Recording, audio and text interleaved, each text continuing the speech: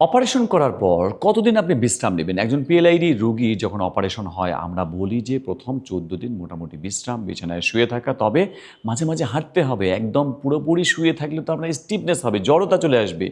আপনার পেশিগুলো খুবই দুর্বল হয়। আমরা পরের দিন হাঁটতে বলি। কিন্তু বিশ্রামে যেটা কথা আসছে, ১ম ১৪ দিন মোটামুটি বিশ্রাম, বাড়ির বাইরে যাওয়ার দরকার নেই। ১৪ দিন পর আপনার যখন সেলাই কাটা হলো, তারপরে আপনি কোমরে বেল্ট পরে মোটামুটি উঠোনের দিকে বা গ্রামের মধ্যে থাকলে গ্রামে বা আপনার নিচে একটু নামানামি করতে পারেন, অর্থাৎ একটু রাস্তায় আশেপাশে হাঁটাহাঁটি করলেন এবং মোটামুটি আপনার ৩ মাস পর্যন্ত একটা বিশ্রামে থাকতে হয়। ভারী কোনো এক্সারসাইজ করা যাবে না, জগিং-টগিং, হাঁটাহাঁটি এগুলো করা যাবে না। ৩ মাস পর্যন্ত ভারী ব্যায়ামগুলো করা যাবে না। শুধুমাত্র জয়েন্ট ফ্রি করার জন্য, মাসলগুলোকে শক্তিশালী করার জন্য যেগুলো ব্যায়াম, সেগুলো ব্যায়াম করা যাবে। যেমন শুয়ে থেকে আপনি এটা করলেন, হাতগুলো সোজা করলেন, বাঁকা করলেন, এগুলো করা যাবে। এই যে শোল্ডার জয়েন্ট নাড়ালেন। কিন্তু ওই যে আমাদের ইয়োগাগুলো, এগুলো করা যাবে না।